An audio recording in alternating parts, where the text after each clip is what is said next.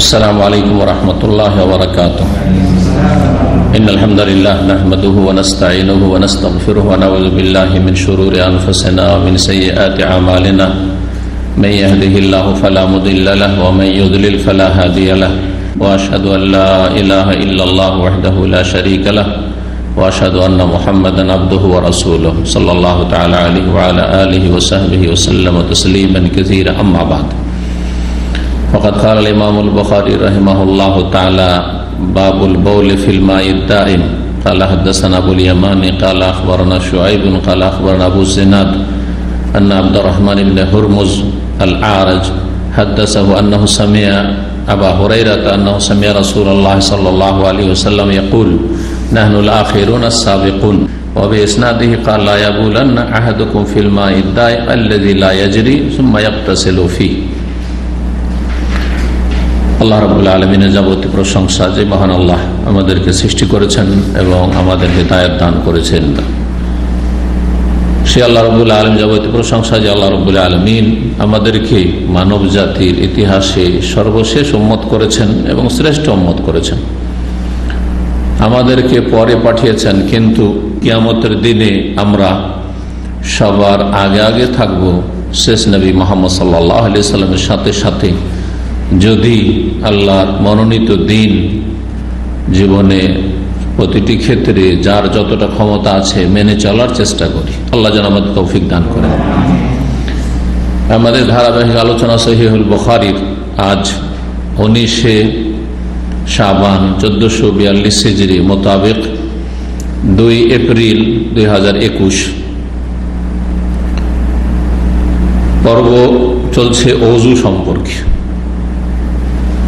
পর্ব নম্বর 18, অধ্যায় নম্বর 68। বলছেন ইমাম বুখারী রাহমাতুল্লাহ আলাইহি বাবুল বাউলি ফিল মাইদ দাইম। এই অধ্যায় হচ্ছে বদ্ধ পানিতে পেশাব করা সম্পর্কে। আল মাউদ দাইম বদ্ধ পানি, অর্থাৎ যে পানি স্থির প্রবাহমান নয়, নদীর পানি নয় বা ঝর্ণার পানি নয় যে বহে যাচ্ছে, যে পানি বদ্ধ পানি সেটা কূপের পানি হোক, কুয়ার পানি, অথবা পুকুরের পানি হোক, অথবা বড় কোনো পাত্রের পানি হোক, হাউজে হোক, এক কথায় বদ্ধ পানি। বদ্ধ পানিতে কেউ যদি পেশাব করে তো সেটার বিধান কি শরীয়তে? শরীয়তে নিষেধ আছে, এবং সেই পানি যদি অল্প হয়, যাতে একজনের পেশাব করলেই সে যাতে তার যে পানির যে বৈশিষ্ট্য আছে সেটা পরিবর্তন হয়ে যাবে, নাপাক। আর যদি অনেক বেশি পানি হয়, ধরেন পুকুর, বিশাল পুকুর, আর কেউ গোসল করতে নেমে পেশাব করছে, এই বদ্ধ অভ্যাস কিন্তু অনেকের আছে। আর যার এই বদ্ধ অভ্যাস হয়ে যাবে, ও ছাড়তে পারবে না, ওর আগে পেশাব লাগবে না। এই অভ্যাস, খারাপ অভ্যাস যে করে নিয়েছে, যদি এই খারাপ অভ্যাস কারো হয়ে যায় তো গোসল করার আগ পর্যন্ত পেশাব অনুভব করবে না। যেমনই পানিতে নামবে তখন পেশাবের অনুভব হবে, অনুভূতি হবে, তখন পেশাব করা শুরু করবে। মানুষ হচ্ছে অভ্যাসের দাস, যেটা অভ্যাস করে, ভালো অভ্যাস করলে ভালোটাই ভালো লাগে, আর যারা খারাপ অভ্যাস করে, আর খারাপ অভ্যাসটাই বেশি করে মানুষ, কারণ শয়তান পিছনে কাজ করে, পরিচিত করে। ওয়াযায়্যানা লাহুম শাইতানু আমালাহুম, সব খারাপ অভ্যাস, যাতে নিজেরও ক্ষতি আর অন্যদের ক্ষতি। স্থির পানিতে পেশাব করা বা গোসল করতে যেয়ে পুকুরে নেমে, এমনকি নদীতে যদিও প্রবাহিত, সে পানি নাপাক হবে না যেহেতু বহে চলে যাচ্ছে, কিন্তু আপনার জন্য, আমার জন্য কি উচিত হবে সেটা যে আপনি যে পানিতে গোসল করছেন সেখানে নেমে আপনি পেশাব করা শুরু করলেন? একমাত্র বন্যার সময় শুকনো জায়গা নেই, যেমন বানবন্যার দেশে আপনারা বাস করেন, সুতরাং জানা আছে সব দিকে পানি আর পানি, এমনকি ভিটে মাটিতে পানি উঠে গেছে, অথবা ভিটে মাটিতে নামলেই পানি, তো পেশাব করবেন কোথায়? তো বন্যার সময় তো পানি দিয়ে পেশাব করতে হয়, উপায় তো নাই, তখনকার বিষয়টা ভিন্ন, চারিদিকে পানি। কিন্তু এমনিতেই আপনি পানিতে নেমে পেশাব করবেন, এটা বদ অভ্যাস। এতে সাথে সাথে নাপাক হয়ে যাবে পানি, অল্প পানি থাকে। আর বেশি পানি যদি থাকে তাহলে সেটা ধীরে ধীরে নাপাক হয়ে যাবে, অথবা সেটা মানুষের জন্য, যারা সে পানিটা ব্যবহার করছে তাদের জন্য ক্ষতিকারক হবে। তাদের শরীর স্বাস্থ্যের উপর কুপ্রভাব ফেলবে, ক্ষতি করবে। তার মধ্যে আপনিও আছেন, আপনার মতো অন্যান্য মুসলিম ভাই বোনেরাও আছে। সুতরাং ছোট থেকে বাচ্চাদেরকে এই তরবিয়তটা করতে হবে। ছোটদেরকে বাচ্চাদেরকে শিখাতে হবে যে পানিতে পেশাব করতে নেই, সেটা পানির ওপর থেকে। অনেকে পুকুরের কাছে গেল, ছোট বাচ্চারা দেখা যাচ্ছে, আর তারা দাঁড়িয়ে পেশাব করা শুরু করলো, পানি পেশাব পড়ছে গিয়ে পুকুরে, অথবা নেমে যখন গোসল করতে লাগলো গোসলও করছে, ও মুছছে। খারাপ অভ্যাস। এগুলো বাচ্চাদেরকে শেখাতে হবে। অনেক সময় বাচ্চাদের শেখানোর প্রয়োজন হয়, কারণ ও তো জানে না, শরীয়ত তো জানে না, তারপরে কিসের লাভ কিসের ক্ষতি সেটাও জানে না। পেশাব লাগবে পেশাব করে দিতে হবে, ঠিক জানে। সুতরাং বাচ্চাদেরকে ভালো ইসলামী তরবিয়তের একটা দিক হচ্ছে এই তরবিয়তটি করবেন যে পানিতে পেশাব করতে নেই, আর বিশেষ করে বদ্ধ পানি, স্থির পানি, বাধা পানি। হাদিস বর্ণনা করেছেন ইমাম বুখারী রাহমাতুল্লাহ আলাইহি, ওস্তাদ আবুল ইয়ামান, তার ওস্তাদ শুআয়ব, তার ওস্তাদ হচ্ছেন আবু জিনাদ আব্দুল্লাহ বিন যাকওয়ান, আর তার ওস্তাদ হচ্ছে আব্দুর রহমান বিন হুরমুজ আল আরাজ তাবেঈ, আর তার ওস্তাদ হচ্ছে আবু হুরায়রা রাদিয়াল্লাহু তাআলা আনহু, প্রখ্যাত সাহাবী। আবু হুরায়রা রাদিয়াল্লাহু তাআলা আনহু বর্ণনা করছেন আন্নাহু সামিআ রাসূলুল্লাহ সাল্লাল্লাহু আলাইহি ওয়াসাল্লাম ইয়াকুল, তিনি রাসূলুল্লাহ সাল্লাল্লাহু আলাইহি ওয়াসাল্লামকে বলতে শুনেছেন। কি শুনেছেন? নাহনুল আখিরুনা সাবিকুনা ইয়াউমাল কিয়ামah, আমরা সর্বশেষ পৃথিবীতে এসেছি এই উম্মত। as-সাবিকুন, কিন্তু কিয়ামতের দিবসে আমরা অগ্রগামী হব, সবার আগে থাকব। হাদিসটার প্রথম অংশটা শুধু এখানে নিয়ে এসেছেন, এই হলো হাদিস। তারপরে আসল হাদিস আসছে এই অধ্যায়ের সাথে, যেই হাদিসের সম্পর্ক রয়েছে সেই কথাগুলি আসছে। এখন এই যে এতটুকু হাদিস নিয়েছেন ইমাম বুখারী রাহমাতুল্লাহ আলাইহি, এটা নিয়ে অনেক ভাষ্যকাররা এটাকে অনেক জটিল মনে করেছেন যে অধ্যায়ের সাথে সম্পর্ক কি। আর সাধারণ মানুষের জন্য তো একেবারে মুশকিল বুঝা যে অধ্যায় হচ্ছে বদ্ধ পানিতে পেশাব করার হুকুম সম্পর্কে, জায়েজ না না জায়েজ। জায়েজ নাই। আর হাদিস আসছে যে আমরা এই উম্মত শেষ উম্মত, সব শেষে এসেছি দুনিয়াতে। অন্যান্য সব উম্মত চলে গেছে, নূহ আলাইহিস সালামের উম্মত, ইব্রাহিম আলাইহিস সালামের উম্মত, মূসা আলাইহিস সালামের উম্মত, ঈসা আলাইহিস সালামের উম্মত, দাউদ আলাইহিস সালামের উম্মত, সব চলে গেছে। সব চলে গেছে দুনিয়া থেকে, ওরা সব আগে এসছে। কিন্তু as-সাবিকুন, কিয়ামতের দিন আমরা সবার আগে থাকবো জান্নাতে, সবাই পরে যাবে। রাসূলুল্লাহ সাল্লাল্লাহু আলাইহি ওয়াসাল্লামের জন্য প্রথম দরজা খোলা হবে, আর রাসূলুল্লাহ প্রথম প্রবেশ করবেন, তারপরে তার উম্মতের লোকেরা, আবু বকর, ওমর, উসমান, আলী, এইভাবে আর কি। আর তারপরে আপনার আমার সিরিয়াল আসবে, এই উম্মতে আপনার সিরিয়াল হিসাবে। আল্লাহ যেন সহজ করে দেন আমার জন্য জান্নাত। আল্লাহ রাব্বুল আলামিন নবী সাল্লাল্লাহু আলাইহি ওয়াসাল্লামের জন্য শাফাআত দান করেন, হাউজে কাউসারের পানি দান করেন, এবং জান্নাতে আল্লাহ রাব্বুল আলামিন বিনা হিসাব বিনা আযাবে যেন আমাদেরকে দাখিল করেন। সর্বশেষ এসেছি কিন্তু সবার আগে। তারপরে অন্য নবীদেরকে বলা হবে যে তুমি আর তোমার উম্মত, এইভাবে। এই নয় যে সব নবীর আগে চলে যাবে তারপরে উম্মতের, এমনটা নয়। কিন্তু প্রত্যেক নবী ও উম্মাতাহ, নবী এবং তার সাথে তার উম্মত। নূহ আলাইহিস সালাম যখন ঢুকবেন, তার জাতি যারা মুমিন হয়েছিল, অল্প কিছু লোক ঈমান এনেছিল। ইব্রাহিম আলাইহিস সালামের সাথে অল্প ঈমান এনেছিল তারা। মূসা আলাইহিস সালামের সাথে যারা ঈমান এনেছে, সবচেয়ে বড় উম্মত হচ্ছে শেষ নবী সাল্লাল্লাহু আলাইহি সাল্লামের উম্মতের পরে, এই আমাদের এই উম্মতের পরে মূসা আলাইহিস সালামের উম্মত, তার সাথে ঈসা আলাইহিস সালামের সাথে ঈসা আলাইহিস সালামের উম্মত। ঈসা আলাইহিস সালামের উম্মত মানে আজকালকার ইহুদি খ্রিস্টানরা নয়, আর মূসা আলাইহিস সালামের উম্মত মানে আজকালকার ইহুদিরা নয়। কারণ এরা এক তো বিকৃত ধর্ম, দ্বিতীয়ত হচ্ছে যে মনসুখকৃত, রহিতকৃত ধর্ম, বাতিল, ক্যান্সেল ঘোষণা করেছেন যে এটা এখন অচল। আর তার আগে তারা 1400 বছর আগে কোরআন নাযিল হওয়ার জামানাতে এই ধর্মকে আসল রূপে রাখেনি, বিকৃতকে তাহরিফ করে দিয়েছে। তাওরাত ইনজিল আসল রূপে থাকে নাই, সব কিতাব আসমানি কিতাব। সুতরাং এক তো বিকৃত আর মনসুখকৃত, রহিতকৃত এই ধর্ম পালন করে কেউ মূসা আলাইহিস সালামের উম্মত বলে পরিচয় দেবে ইহুদিরা, আর ঈসা আলাইহিস সালামের উম্মত বলে পরিচয় দেবে খ্রিস্টানরা। না না না, এরা সব অন্যান্য কুফফারদের সাথে থাকবে। চিরস্থায়ী জাহান্নাম। হ্যাঁ, নবী সাল্লাল্লাহু আলাইহি সাল্লামের নবুয়ত রিসালাত প্রাপ্তির আগ পর্যন্ত যারা খাঁটি নির্ভেজাল বিকৃত নয়, তখন পর্যন্ত মনসুখ হয়নি, রহিত হয়নি, কিন্তু ভেজাল ঢুকেছিল তাদের ধর্মে। ভেজাল মুক্ত যদি মুসা আলাইহিস সালামের অনুসারী হয়ে থাকে তাহলে তারা মুসা আলাইহিস সালাম উম্মত, মানে তাওহীদ ছিল আর মুসা আলাইহিস সালাম আদর্শ ছিল। এইরকমই ঈসা আলাইহিস সালামের খাঁটি ধর্ম তারা পালন করেছে, তাতে তারা তাসলিস তৃত্ববাদের কুফরি আকীদা, শিরকি আকীদা নিয়ে আসেনি। মসিহ আলাইহিস সালামকে আল্লাহর পুত্র বলেন, আল্লাহর বান্দাই বলতো। এমন খাঁটি যারা অবিকৃত দিনের অনুসারী ছিল তারা হচ্ছে ঈসা আলাইহিস সালামের উম্মত। এইভাবে মক্কার মুশরিকেরা বলতো যে আমরা ইব্রাহিম আলাইহিস সালামের উম্মত। ইব্রাহিম আলাইহিস সালামের উম্মত আবু জাহল আবু লাহাব না, কখনো নয়।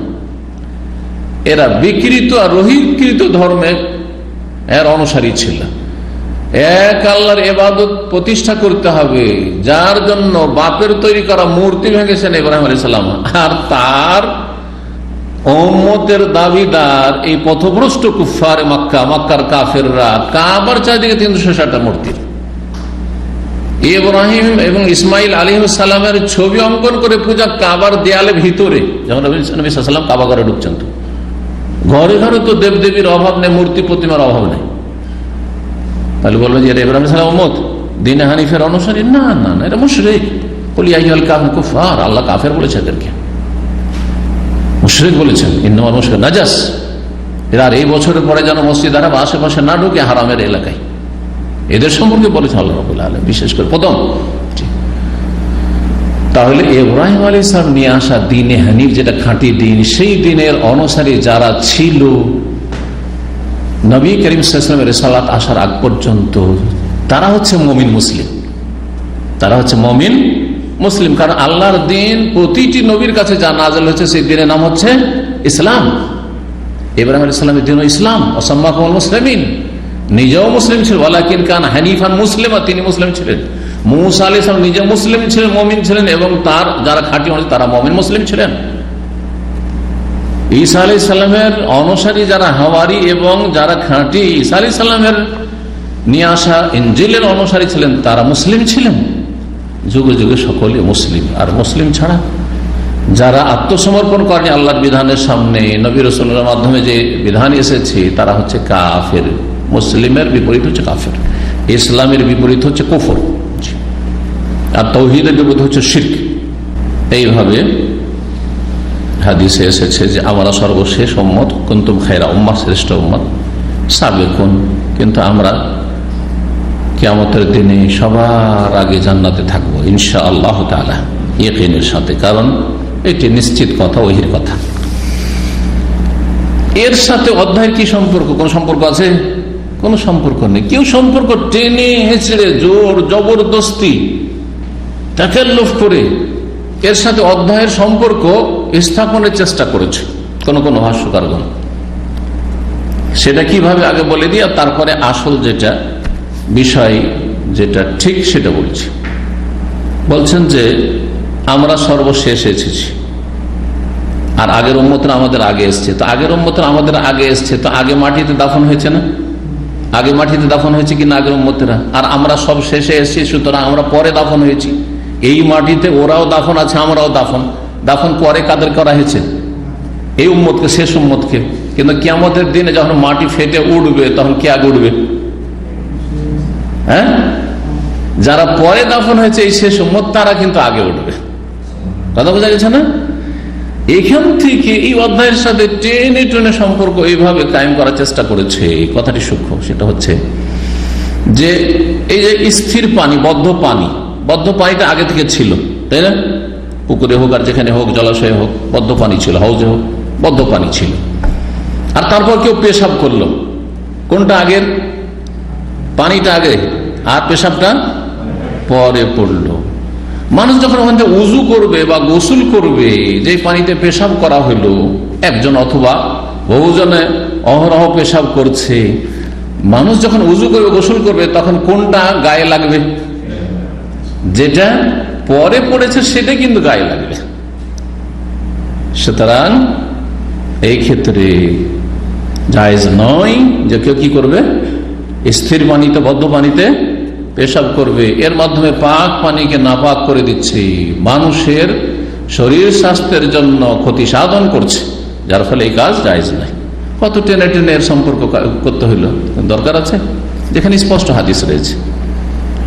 হাদিসটা পরে আসছে 239 নম্বর, অবি ইসনাদিহি, এই সনদেই বর্ণিত হয়েছে এই হাদিস।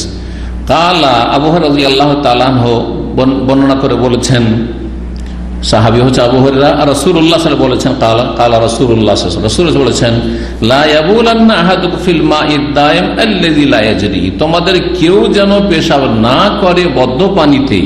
বদ্ধ পানিতে, বদ্ধ পানিটা কি বলছে? আল্লাযী লা ইয়াজরি, যেটা বহমান নয়, যেটা প্রবাহমান বা প্রবাহিত নয়, বয়ে যায় না। নদীর পানি, ঝর্ণার পানি খলখল করে বয়ে চলে যাচ্ছে, স্রোতের সাথে বয়ে চলে যাচ্ছে, পেশাব করলো কোথায় কোথায় চলে গেল। এই ক্ষেত্রে যদিও কাজটি অনুত্তম, কিন্তু নাপাক হওয়ার সম্ভাবনা নেই, আর সেটা হারাম বলা যাবে না। নদীতে বা ঝর্ণা থেকে পেশাব করে দেয়, কিন্তু স্থির পানিতে, বদ্ধ পানিতে পেশাব করলে সেটা জায়েজ নয়, গুনার কাজ। এবং সেটা আল্লাহর হক নষ্ট করার সাথে সাথে রাসূলুল্লাহ নিষেধ করেছে, তো আল্লাহর হক নষ্ট, আর মানুষের পাক পবিত্র পানিকে নাপাক করে দিল বা তাদের শরীর স্বাস্থ্যের ক্ষতির কারণ হইল, সেই জন্য বান্দার হক নষ্ট করলো। যেমন যেই ব্যক্তি ধূমপান করছে, সেই ব্যক্তি যেমন আল্লাহর হক নষ্ট করছে হারাম খবিজ খেয়ে, তেমনি রাস্তাঘাটে ধূমপান করে যে গন্ধ ছড়াচ্ছে, এতে যত লোকেরা এই ধোঁয়া খাচ্ছে আর কষ্ট পাচ্ছে, সবার হক নষ্ট করছে, বান্দার হক নষ্ট করছে। কিয়ামতের দিনে নেকি দিয়ে পরিশোধ করতে হবে এসব ফাসেক গুলোকে। জি, সতর্ক সাবধান হওয়া উচিত। লা দারারা ওয়ালা দারা, নিজেরও ক্ষতি করিও না আর অন্যেরও ক্ষতি করিও না। তুমি যেমন চাও তোমার যেন কেউ ক্ষতি না করে, তুমি অন্যেরও ক্ষতি করবে না। এ হচ্ছে রাসূলুল্লাহ সাল্লাল্লাহু আলাইহি সাল্লামের শিক্ষা। তো এই হাদিসে তাহলে কথা রয়েছে যে স্থির পানি যা প্রবাহিত নাই, তাতে যেন তোমাদের কেউ পেশাব না করে। সুম্মা ইয়াগতাসিলু ফিহি, অতঃপর সম্ভবত তাতে সে গোসল করবে। জরুরি নয় যে সেখানে, এর অর্থ এই নয় যে আপনি যদি ওই পানিতে নিজে গোসল করেন তাহলে পেশাব করিয়েন না। সুম্মা ইয়াগতাসিলু ফিহি শাব্দিক তর্জমা করলে তো এইরকম হবে যে তোমাদের কেউ যেন বদ্ধ পানিতে পেশাব না করে, অতঃপর তাতে গোসল না করে। তাহলে কেউ যদি শুধু পেশাব করে, গোসল না করে, তো জায়েজ হবে নাকি? না, তার মানে এর মানে এইটা নয়, এই উদ্দেশ্যে বলা হয়নি। বলা হয়েছে যে সম্ভবত তোমারই গোসলের দরকার পড়বে এখন পেশাব করলে, আর তারপর তোমারই হয়তো এই পানিতে গোসলের প্রয়োজন হবে, অথবা তুমি করলে না কিন্তু তোমার ভাই কোন মুসলিম কোন মানুষ তোমার মতোই সে গোসল করছে, তাতে যেই পানিতে মানুষ গোসল করবে, উজু করবে, সেই পানি ব্যবহার করবে, সেই পানিতে স্থির পানিতে তুমি পেশাব করছো, এটা তোমার জন্য উচিত নয়, করবে না, এরকম কাজ নিষেধ। এটা হচ্ছে উদ্দেশ্য। তাহলে এই অধ্যায়ের সাথে এই হাদিসটা সম্পর্কে স্পষ্ট কিনা? যা অধ্যায় রয়েছে তাই হাদিসে রয়েছে। আর রহস্যটা হচ্ছে কি, যে ইমাম বুখারী রাহমাতুল্লাহ আলাইহির কাছে একটি কপি ছিল, কখনো কখনো রেওয়ায়াত করতেন তারা কপি থেকে, সাহিফা থেকে লেখা ছিল, পাণ্ডুলিপি, সহজ ভাষা সাহিফা। তাতে বেশ কিছু হাদিস থাক, কোনোটাতে 50টা 100টা আছে, 100 আছে, এইভাবে। হ্যাঁ, সাহিফা, হাদিসের সাহিফা, হাদিসের কপি, সেখান থেকে রেওয়ায়াত করতেন। তো এই যে বদ্ধ পানিতে পেশাব করতে নিষেধ করেছেন রাসূলুল্লাহ সাল্লাল্লাহু আলাইহি ওয়াসাল্লাম, এই হাদিসটি যেই সনদে, যেই সূত্রে বর্ণিত, সেই সূত্রেই বর্ণিত হয়েছে নাহনুল আখিরুন আস-সাবিকুনা ইয়াউমাল কিয়ামা, এই হাদিসটি। এই জন্য আগে ওই হাদিসটি নিয়ে এসেছেন, তারপরে বলছেন অবি ইসনাদিহি, আর এই সূত্রেই বর্ণিত। কালা রাসূলুল্লাহ বলেছেন, তোমাদের কেউ যেন পেশাব না করে বদ্ধ পানিতে, যেই পানি প্রবাহিত নয়, অতঃপর তাতে গোসল করছে বা গোসলের প্রয়োজন হচ্ছে, এমনটা যেন না করে। তাহলে উদ্দেশ্য, আগের হাদিসটার উদ্দেশ্য হচ্ছে যে এই সনদে বর্ণিত হয়েছে, আর এই সনদে বেশ কিছু হাদিস এই সনদেই বর্ণিত। সনদটা হচ্ছে আপনার আব্দুল্লাহ বিন যাকওয়ান, তার ওস্তাদ আব্দুর রহমান বিন হুরমুজ আরাজ থেকে, এই আব্দুর রহমান হুরমুজ আল আরাজ যে তাবেঈ, তার সাহিফা, যেই সাহিফায় আবু হুরায়রা রাদিয়াল্লাহু তাআলা আনহু বর্ণিত বেশ কিছু হাদিস ছিল, সেই সনদে যেমন আগের হাদিসটা বর্ণিত হয়েছে তেমন এটাও বর্ণিত হয়েছে। এটার উদ্দেশ্য যেমন ইমাম মুসলিম রহমতুল্লাহ আলাই হাম্মাম রাহমাতুল্লাহ আলাইহির সাহিফা থেকে, নুসখা থেকে হাদিস বর্ণনা করতেন, বেশ কিছু তাতে হাদিস ছিল। আর তিনি সেই হাদিস বর্ণনা করতে গিয়ে বলেছেন যে হাম্মাম জাকারা হাদিসা, বেশ কিছু হাদিস তিনি উল্লেখ করেছেন তার সাহিফাতে, মিনহা, তার মধ্যে এটি হচ্ছে একটি হাদিস। এভাবে তিনি বেশ কিছু জায়গায় ওই পুরো হাম্মাম রহমতুল্লাহ আলাই যে ইমাম ছিলেন মুহাদ্দিস, তার নুসখা কপিটাকে সহিহ মুসলিমে নিয়ে এসেছেন ওই তরিকাতে। ইমাম বুখারী রহমতুল্লাহ নিয়ে এসেছেন এই তরিকাতে, অবিসনাদিহি, এই সনদ, এইভাবে নিয়ে এসেছেন।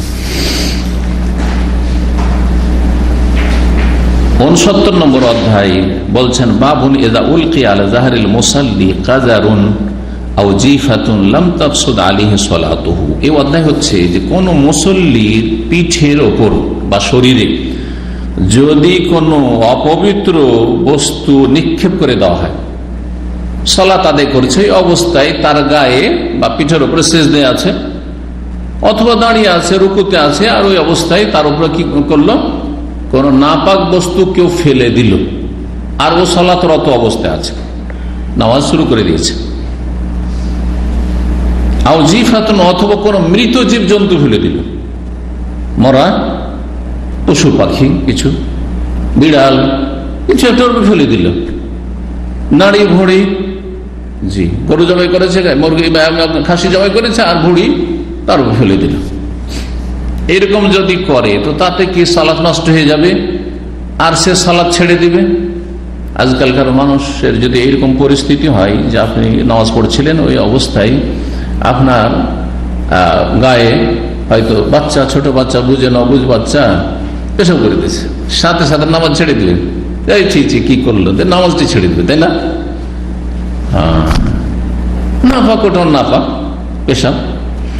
আর আপনার এই যে মৃত জীব জন্তু সেটাও নাপাক, আর কাজার পেশাব পায়খানা সবকিছু, যে কোনো নাপাক জিনিস, ময়লা আবর্জনা, নাপাক ময়লা আবর্জনা, কাজার আউজিফাতুন, অথবা কোনো মৃত জীব জন্তু মুর্দা যদি ফেলে দেওয়া হয় মুসল্লির পিঠের ওপর সালাতরত অবস্থায়, সালাত শুরু করে দিয়ে, সালাত শুরু করার আগে হইলে ভিন্ন কথা, এখনো শুরু করেননি আর হঠাৎ করে বাচ্চা দিল পেশাব করে আপনার গায়ে কাপড়ে, তাহলে আপনি পরিষ্কার কাপড় বদলাম, কিন্তু নামাজ শুরু করে দিয়েছেন, এখন নামাজটা ছেড়ে দেবেন না নামাজটা কন্টিনিউ করবেন? সঠিক কথা হচ্ছে যে নামাজ নষ্ট হবে না, শুরু করে দিয়েছেন আর আপনি নামাজটা পুরা করে নেন, ভঙ্গ করবেন না। তাই বলছেন লাম তাফসুদ আলাইহি সালাতুহু, তার সালাত ফাসিদ হবে না, নষ্ট হবে না। সালাত শুরু করে দেওয়ার পরে যদি শরীরে নাপাক কিছু পড়ে যায় তাহলে তাতে সালাত নষ্ট হবে না। দলিল আসছে হাদিস নম্বর 240, রাসূলুল্লাহ সাল্লাল্লাহু আলাইহি ওয়াসাল্লামের নিজের আমল, আর তার আগে বেশ কিছু আসার নিয়ে এসছেন, যে আসারগুলি মুসান্নাফ ইবনে আবি শাইবা, মুসান্নাফ আব্দুর রাজ্জাক আর সুনানে সাঈদ বিন মানসুর, এই হাদিসের কিতাবগুলিতে মুত্তাসিল সনদে, মানে সনদ সহ বর্ণিত হয়েছে। প্রথম আসার, ওয়াকানা ইবনে উমর, সাহাবীর আমল, আব্দুল্লাহ বিন উমর রাদিয়াল্লাহু তাআলা আনহুমা ইযা রাফি সাওবিহি দামান, যদি নিজের কাপড়ে রক্ত দেখতেন, ওয়া হুয়া ইউসাল্লি, সালাত অবস্থায়, সালাত শুরু করে দিয়েছেন, আগে খেয়াল করেননি, পরে দেখছেন যে আরে কাপড়ে তো রক্ত লেগে আছে, কাপড়ে রক্ত লেগে আছে, এরকম যদি দেখতেন, ওয়াদাআহু, তাহলে কি করতেন? নামাজ ছেড়ে দিতেন না, কাপড়টাকে ধরেন, এই কাপড়, ওই যুগের কাপড় কি ব্যবহার হইতো জান? চাদর, এই যে এহরামের কাপড় পরেছেন ওই রকম, সাধারণত এই কাপড়টা বেশি ব্যবহার হতো, কখনো কোনো কামিজও হইতো, জামাও থাকতো, কিন্তু হুল্লা, হাদিসে এসেছে হুল্লা মানে নিচের একটা কাপড়, লুঙ্গি, হ্যাঁ যেমন এহরামে পড়ছেন, আর ওপরে একটা চাদর, জি ঠিক এহরামের মতো, এহরামের সাদা হচ্ছে উত্তম, ওই জন্য সাদা পড়ছেন, কিন্তু এটা তো অন্য রঙের হইতে পারে, গামছা, একটা গামছার নিচে কেউ পরে আছে আর একটা গামছা গায়ে দিয়ে আছে, নিচে যে গামছাটা আছে বড় গামছা হাঁটুর নিচে চলে যাচ্ছে, আর ওপরের গামছা দিয়ে আপনি শরীর পিঠ ঢেকে নিলেন, সালাত হবে না? হবে না, যথেষ্ট। যদিও যত উত্তম অবস্থায় আল্লাহ রাব্বুল সামনে হাজির হবেন তত ভালো, আপনি অফিসে কিন্তু এরকম হয়ে যাবেন না, সুতরাং ওই আপনি নোংরা হয়ে আপনি মসজিদে আল্লাহর সামনে হাজির হচ্ছেন আর অফিসে যাচ্ছেন, তখন পায়ে যদি জুতা না থাকে, মোজা না থাকে, তো অফিসেই যাবেন না আপনি, যারা অফিস করেন নাকি, না, এমনটা করবেন না। ওই জন্য সারা রাত যে লুঙ্গিতে শুয়ে থাকলে, লুঙ্গি পরে যারা মসজিদে চলে যাচ্ছেন খুব ভালো কাজ করছেন না, যদিও সেই লুঙ্গি পাক জায়েজ, কিন্তু অনুত্তম কাজ করছেন। আল্লাহর সামনে হাজির হবেন লেবাসুন্নম, ঘুমের পোশাক পরে নয়, ভালো একটা পরিষ্কার পোশাক পরে, ভালো পোশাক রাখবেন, সেই পোশাক পরে সালাতে যাওয়ার চেষ্টা করবেন। কি করতেন ইবনে ওমর? সালাত অবস্থায় সালাত ছাড়তেন না, ওয়াদাহু, কাপড়টাকে রেখে দিতেন। ধর এই কাপড়ে রক্ত লেগে গেল, তো কি করবো? কাপড়টাকে খুলে রেখে দেবো। আর এইরকম সামান্য নড়াচড়াতে সালাত নষ্ট হয় না। এই ক্ষেত্রে আবার হানাফি মাযহাব খুব বাড়াবাড়ি আছে। হ্যাঁ, এই গুতরাতে হাত লাগাচ্ছে, গুতরা ঠিক হয়েছে, নামাজ নষ্ট। কি বলে নামাজ নষ্ট? না, সামান্য হালকা নড়াচড়াতে সালাতের ক্ষতি হয় না। মধ্যম যদি না চড়া হয়, এইটাই কয়েকবার করছে, ধরেন কয়েকবার করছে, তার মাকরুহ, অপছন্দ নেই, সালাতের খুশু নষ্ট হবে, একবার সালাত বাতিল হবে না। আর খুব বেশি নড়াচড়া, এমন নড়াচড়া যেটাতে কিবলা থেকে এইদিকে ফিরে গেল, ওইদিকে ফিরে গেল, বিনা কাজে এখান থেকে ওইখানে, হ্যাঁ, তাহলে তখন সালাত ফাসেদ হবে। অনেক বেশি হরকত নড়াচড়া হলে। কিন্তু সালাতের উদ্দেশ্যে মাসলাহাতুস সালাত, সালাতের ফায়দার জন্য, সালাতকে সুন্দর করার জন্য কেউ যদি নড়াচড়া করে, একটু বেশিও লাগে, তাতে অপছন্দনীয়, মাকরুহ নয়। যেমন সামনে জায়গাটা খালি হয়ে গেছে, আপনি সালাত শুরু করে দিয়েছেন, সামনে জায়গাটা খালি হয়ে গেল, তাহলে আপনি এক কাতার থেকে আরেক কাতারে চলে গেলেন, দু তিন কদম গেলেন, সালাতে ক্ষতি হবে না? সালাত নষ্ট হবে না? সালাত মাকরুহ হবে। কারণ এটা কিসের উদ্দেশ্যে? সালাতকে সুন্দর করার জন্য। কাতারে কাতার লাগাও, খালি জায়গা রাখিও না। জি, এইরকম।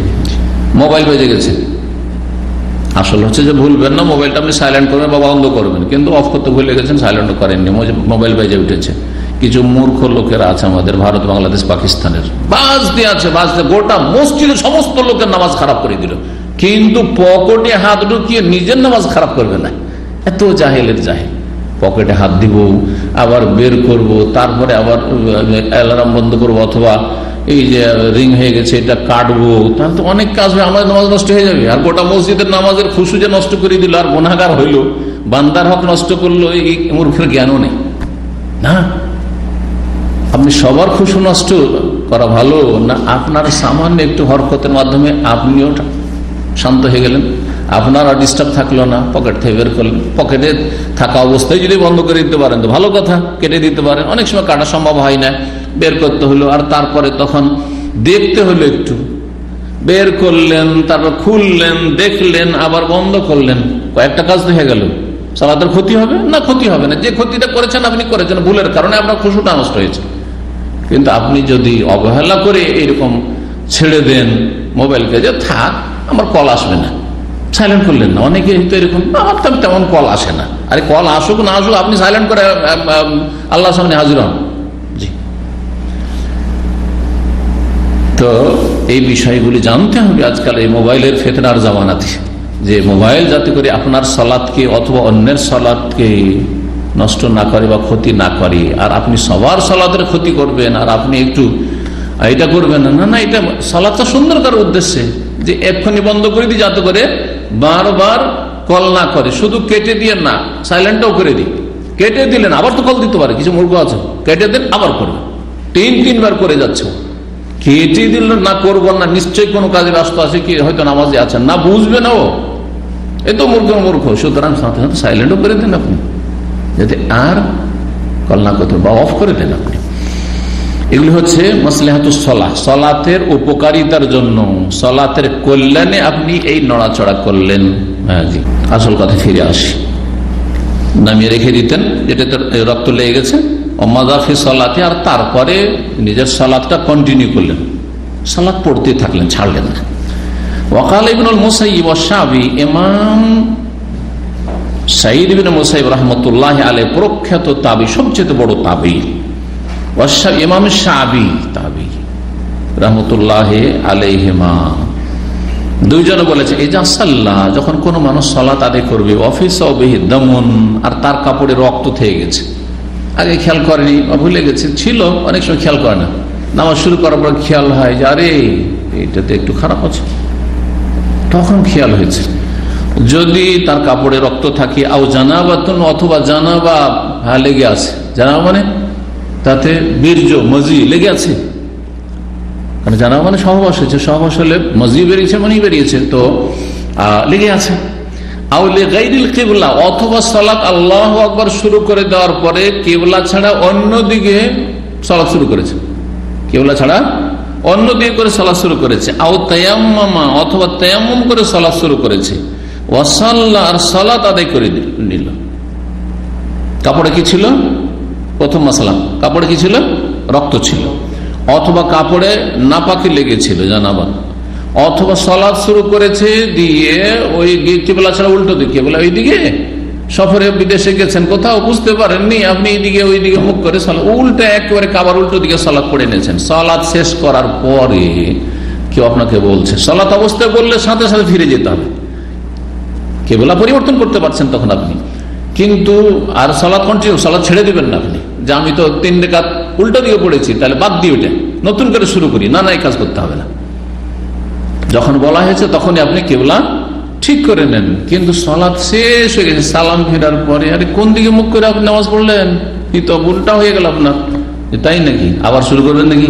আচ্ছা না, তেমন করে সালাত পড়েছেন, আর কিছুক্ষণ পরে পানি পেয়ে গেছেন, এখনো জোহরের রক্ত আছে, যে অক্তে সালাতটা পড়লে সেই রক্ত এখনো বাকি আছে, এখন তো ওয়াসওয়াসা লেগে গেল মাসলা না জানা থাকলে, তো নামাজ তো তেমন করে পড়লাম আর এখনো নামাজের টাইম বাকি আছে, আর পানিও পেয়ে গেছি, তাহলে আমার পড়ি নাকি?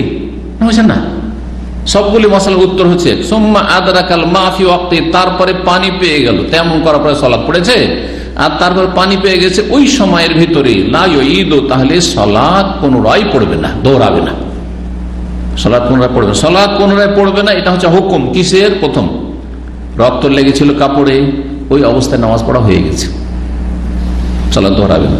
জানাবাত লেগেছিল, মজি লেগেছিল, সালাত পড়া হয়ে গেছে, আবার আমি ওই নাপাক কাপড়ে নামাজ পড়েছি আবার পড়বো না, কিবলা ছাড়া উল্টো দিকে নামাজ পড়েছে, পরে জানতে পারলো নামাজ শেষ হওয়ার পরে, তাহলে লা ইউঈদু, সালাত পুনরায় আর পড়তে হবে না। এইরকমই তেমন করে সালাত পড়েছে আর তারপরে ওয়াক্ত এখনো বাকি আছে আর পানিও পেয়ে গেছে, পানি পেয়ে গেছে আবার উজু করে আবার ওই নামাজ পড়ি না, কোনো দরকার নেই। আপনার যখন সালাত আদায় করেছেন তখন আপনার উপরে যেটা ফরজ ছিল ওইটা আদায় করেছেন, সেটা তেমন ফালাম তাজিদু মাআন, পানি পাননি, ফাতায়াম্মামু সাইদান তাইয়্যিবান, পাক মাটিতে তেমন করো। আপনি যখন নাপাকি নিয়ে রক্ত লেগে আছে, নাপাকি নিয়ে নামাজ শুরু করেন, তখন আপনার জানা ছিল আমি পাক অবস্থায় আছি, আমার কাপড় পাক আছে, পরে নামাজ পড়ার পরে বুঝতে পারছেন যে কাপড় নাপাক, সুতরাং নামাজ দোহরাতে হবে না। কাপড় যে নাজাসাত থেকে পাক হইতে হবে, বা শরীরটা নাপাক বস্তু থেকে পাক হইতে হবে, বা সলাতের জায়গাটা নাপাক বস্তু থেকে পাক হইতে হবে। এই ক্ষেত্রে সলাতের বিধান কিন্তু এইটা সূক্ষ্ম মাসলা মনে রাখেন, নামাজ যদি পড়া হয়ে গিয়ে থাকে তো সেই নামাজ দোহরাতে হবে না, পুনরায় পড়তে হবে না। কিন্তু এর কাছাকাছি আর একটা মাসআলা আছে, দুটোকে একাকার করে দেয় অনেকে, বুঝে না, সেটা নাজাস নয়, হাদাস। বিনা উজুতে নামাজ পড়ে নিয়েছেন, হাদাস হচ্ছে বিনা উজুতে থাকা বা গোসল ফরজ থাকা, অথবা স্বপ্ন দোষ হয়েছে আর তারপরে বুঝতে পারেননি বা ভুলে গেছেন যে আমার স্বপ্ন দোষ হয়েছে। অনেক সময় উজু করে যদি ঘুমিয়ে যান তো এত ফ্রেশ হয়ে যায় মানুষ যে ফজরের সময় খেয়াল থাকে না যে আমার নাপাকি আছে, ঠিক না, বোঝা যায় না। এদিকে নামাজ পড়া হয়ে গেছে কি অবস্থায়?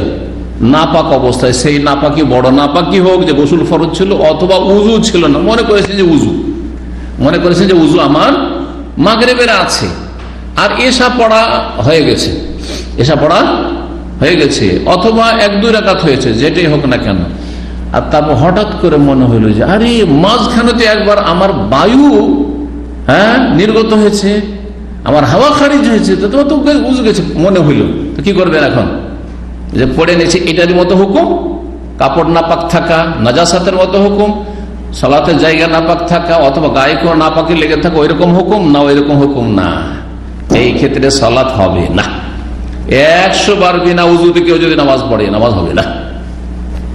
গোসল ফরজ আছে আর 100 বার যদি কেউ আদায় করে তবু হবে, অবশ্যই যতক্ষণ পর্যন্ত গোসল না করে। তাহলে কি করতে হবে?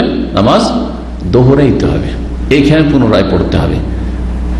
কারণ এটি একটি অত্যন্ত গুরুত্বপূর্ণ শর্ত। সেটা হচ্ছে হাদাস থেকে নাপাক, শরীরের আভ্যন্তরীণ নাপাকি যেটা হাদাস, সে আকবার বড় নাপাকি হোক আর ছোট নাপাকি, তা থেকে মুক্ত হইতে হবে উজুর মাধ্যমে, গোসলের মাধ্যমে। রাসূলুল্লাহ সাল্লাল্লাহু আলাইহি ওয়াসাল্লাম, হাদিস সহিহ মুসলিম, লা ইয়াকবালুল্লাহু সালাতা আহাদিকুম ইযা আহাদাসা হাত্তা ইয়াতাওয়াদ্দা, তোমাদের কারো সালাত আল্লাহ কবুল করবে না অতক্ষণ পর্যন্ত যদি ইযা আহাদাসা, যদি হাদাস হয়ে যায়, মানে নাপাকি থাকে, উজু নষ্ট হয়ে যায়, গোসল ফরজ থাকে, হাত্তা ইয়াতাও, যতক্ষণ পর্যন্ত উজু না থাকলে উজু না করবে। উজু নাই তো যতক্ষণ উজু না, তাহলে নামাজ হয়নি, শুদ্ধই হয়নি। লা ইয়াকবালুল্লাহ মানে লা তাসিহু আস-সালাত, সালাত হবে না। তিরমিজির প্রথম হাদিস, লা তুকবালু সালাতুন বিগাইরি তুহুরিন, বিনা পবিত্রতায়, বিনা তাহারাতে কোন সালাত কবুল হয় না। মানে বিল ইজমা, ঐক্যমত রয়েছে হানাফি, শাফি, মালিকি, হাম্বলি, আহলে সবার, যে সালাত শুদ্ধই হয় না। সালাত কি হয় না? শুদ্ধ হয় না, হয়নি। আর যেই হাদিস আছে যে যেই ব্যক্তি গণককে হাত দেখাবে, তার সম্পর্কে কি হাদিস আছে? হ্যাঁ, 40 দিনে তার নামাজ কবুল হবে না। এর মানে কি? যে একবার গণককে যদি হাত দেখিয়ে দেয়, তাহলে হাত তো দেখিয়ে দেয়, 40 দিনের নামাজ কবুল হবে না। তাহলে 40 দিন তো বৃথা গেল, তারপরে আবার সে 40 দিন কাজা করবে নাকি? না, এখানে কবুল হবে না মানে এর যে সলাতে যে নেকি আছে, সেই নেকিটা প্রতিদানও পাবে না, কিন্তু ফরজটা আদায় হয়ে যাবে। এখানে কবুল মানে নেকি পাবে না, মাহরুম, বঞ্চিত থাকবে নেকি থেকে, কিন্তু তার ফরজটা আদায় হয়ে যায়। পক্ষান্তরে বিনা উযুতে, বিনা গোসলে কেউ যদি নামাজ পড়ে, সালাত আদায় করে, তাহলে কবুল নেকিও পাবে না, আর ফরজও তার আদায় হবে না। পার্থক্য মনে রাখেন। এই ছিল কয়েকটি আসার বা দুটি আসার। হাদিস 240 নম্বর হাদিস, সাহাবী বর্ণনাকারী হচ্ছেন আব্দুল্লাহ বিন মাসউদ রাদিয়াল্লাহু তাআলা। যখন হাদিসে কোনো জায়গায় আব্দুল্লাহ শুধু থাকবে, তার মানে সাহাবী হচ্ছেন আব্দুল্লাহ বিন মাসউদ রাদিয়াল্লাহু তাআলা, মনে রাখবেন। আব্দুল্লাহ বিন উমারও ধরা যাবে না, আব্দুল্লাহ বিন আব্বাসও নেওয়া যাবে না, অন্য কোনো আব্দুল্লাহ নেওয়া যাবে না, শুধু আব্দুল্লাহ যদি থাকে। এটা একটা পরিভাষা মুহাদ্দিসিনদের। এই আব্দুল্লাহ বিন মাসউদ রাদিয়াল্লাহু তাআলা আনহু মক্কায় ছিলেন, মক্কা থেকে মদিনা হিজরত করে এসেছেন। আর তিনি একেবারে প্রথম দিকে নবী সাল্লাল্লাহু আলাইহি ওয়াসাল্লামের রিসালাতে, নবুয়তের ইসলাম গ্রহণ করেছেন। মাত্র কয়েকজন যখন ইসলাম করে, তার একজন ছিলেন আব্দুল্লাহ বিন মাসউদ। নবী সাল্লাল্লাহু আলাইহি ওয়াসাল্লামের বাড়ির সাথে খুব ঘনিষ্ঠ সম্পর্ক ছিল তার, কিন্তু মক্কায় তার বংশধর আত্মীয় স্বজন ছিল না, তার আত্মীয় স্বজন বংশধর ছিল না। হুজাইল নামক একটি গোত্র ছিল, সেই গোত্রের অন্তর্ভুক্ত, সে হালিফ মানে মিত্রতা ছিল। তো এরা মক্কার লোক নয়, মক্কাতে যেন তারা মিত্রতার ভিত্তিতে, খাতিরের ভিত্তিতে বসবাস করত। যার বংশ বলি থাকে না কোন জায়গায়, সেই দুর্বল থাকে, যত ভালো মানুষ হোক, এটা জানা আছে। বিশেষ করে গ্রামে, শহরে তো কে কোনখানে থাকে খবর রাখে না। একই বিল্ডিং এ কোন ফ্ল্যাটে কে থাকে না থাকে, মরলো না বাঁচলো না সুস্থ না, কেউ কার খোঁজ রাখে না, তাই না? নাফসি নাফসি, কিয়ামতের মতন ময়দানে শহরের জিন্দিগিটা। গ্রামের জীবনে কিছু ভালো দিক আছে, আবার কিছু খারাপ দিক আছে। গ্রামীণ পলিটিক্স হচ্ছে জঘন্য, হিংসা, শত্রুতা, বিদ্বেষ জঘন্য, এগুলো খারাপ দোষ আছে। শহরে এগুলো নেই। হ্যাঁ, আপনি সামান্য 2 পয়সা বা যদি দেখে যে কয়টা ল্যাগেজ নিয়ে গেছে, এই সুন্দর একটা ল্যাগেজ নিয়ে গেছেন আপনি বাড়িতে বিদেশ থেকে, আর ওই গ্রামের কেউ বিদেশে থাকে না, গোটা গ্রাম হিংসাতে ফেটে পড়ছে, গ্রামের অবস্থা। কিন্তু শহরে এগুলো আছে? এগুলো নেই। শহরে কিছু সুবিধা আছে, দিন দুনিয়ার সুবিধা আছে, আবার ক্ষতিও অনেক বেশি আছে। বেহায়া, বেপর্দা, নোংরামি, অবাধ মেলামেশা আর পাপ যত শহরে হচ্ছে, গ্রামে হয়নি, তাই না? তো গ্রামেরও কিছু কল্যাণের দিক আছে, আর শহরের কিছু কল্যাণের দিক আছে। শহরে ফিতনা বেশি, এই যে মারামারি, খুনাখুনি, আর এই যে অশান্তি, এটা গ্রামের লোক অনেকে জানেই না যে কি হয়েছে না হয়েছে, তাই না?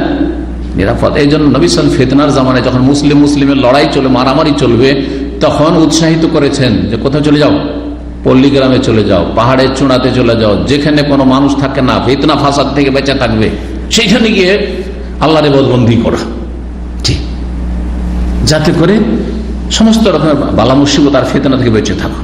আব্দুল্লাহ মাসউদ রাদিয়াল্লাহু তাআলা আনহু যেহেতু বর্ণনাকারী, তার সম্পর্কে এই জন্য বর্ণনা করলাম যে তিনি রাসূলুল্লাহ সাল্লাল্লাহু আলাইহি সাল্লামের উপর জুলম অত্যাচার হচ্ছে, চোখে দেখছেন, কিন্তু ক্ষমতা হচ্ছে না যে একটু সাহায্য করি, কেন? এই জন্য যে তার বংশের কোন লোক মক্কায় ছিল না, একাই।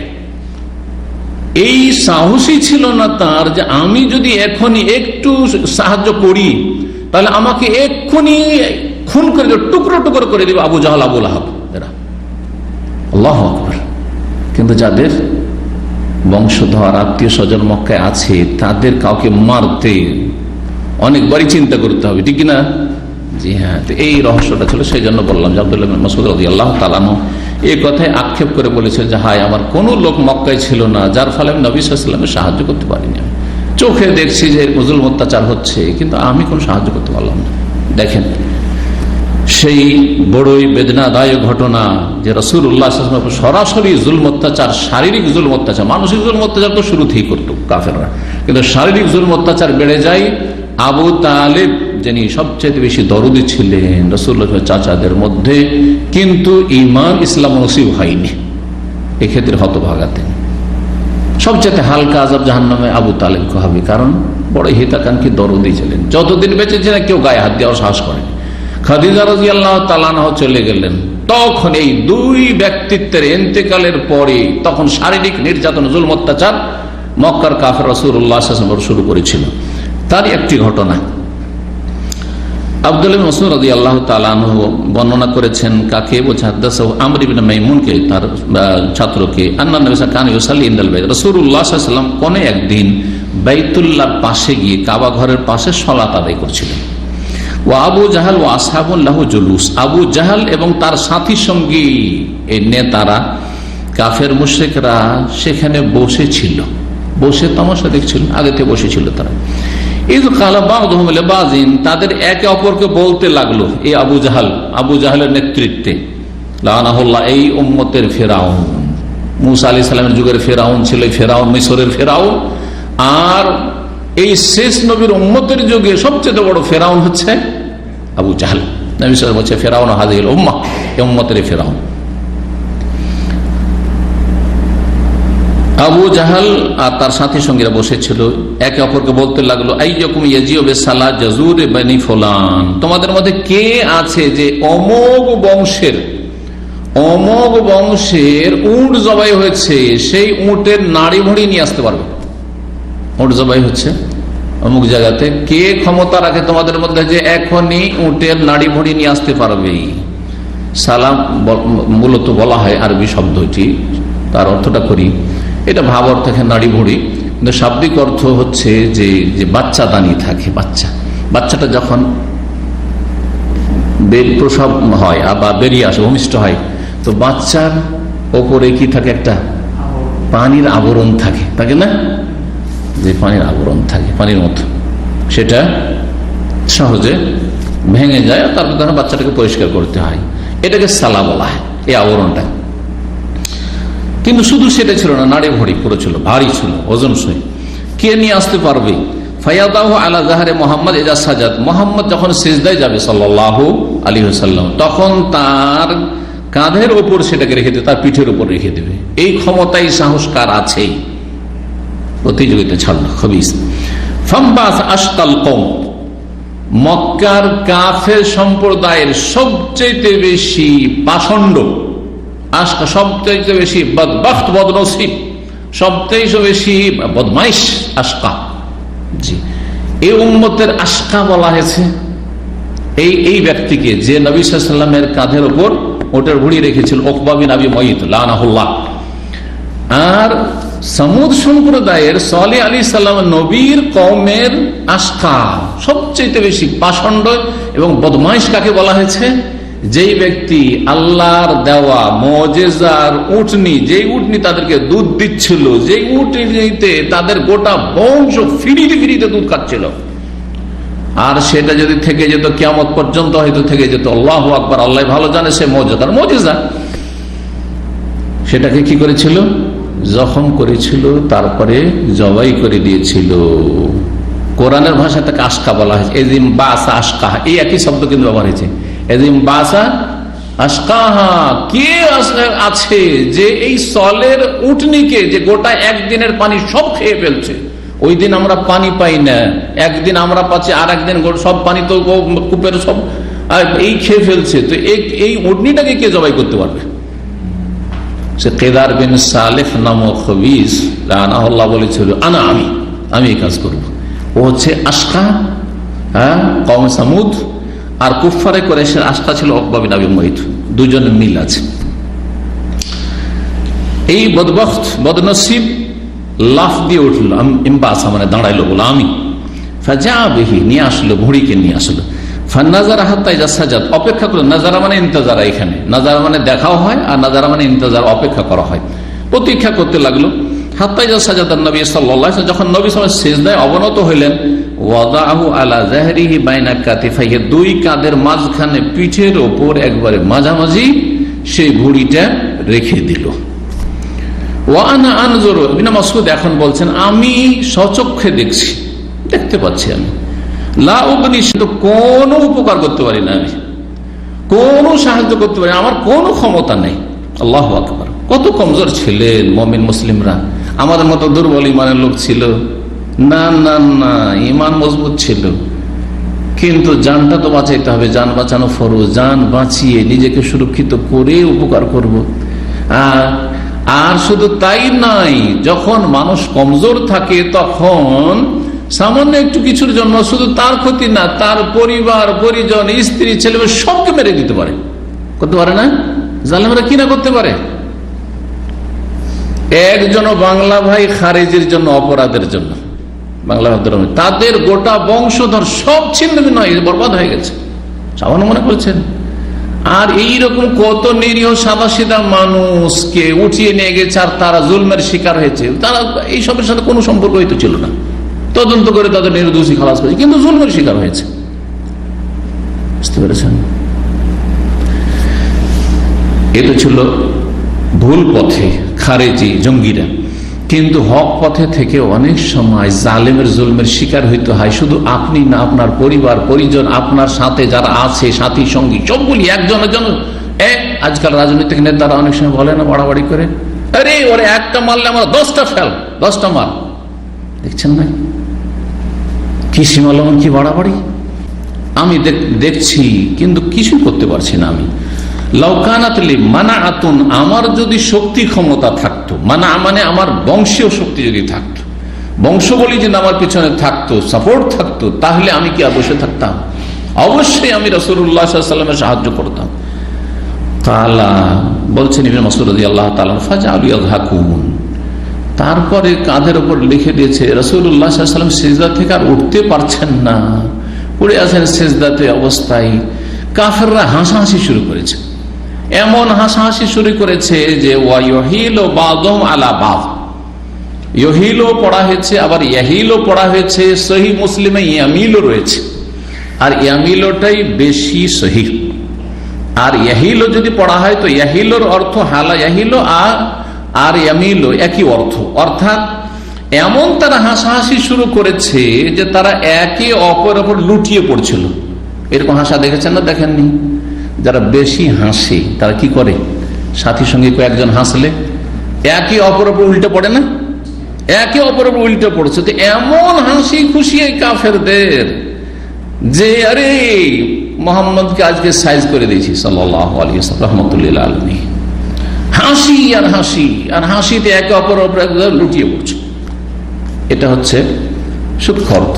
কিন্তু ইহিলো, এই যে বুখারীতে এসছে, এটাকে বাংলা অনুবাদক, যে বাংলা অনুবাদ যে বাংলাদেশ থেকে ছেপেছে, তাতে অন্যভাবে অনুবাদ করেছে।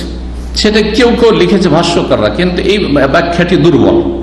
সেটা কি, যে তারা হাসাহাসি শুরু করলো সবাই, ইহিলো বাযুহুম আলা বায, আর একজন আর একজনকে দোষারোপ করা শুরু করলো।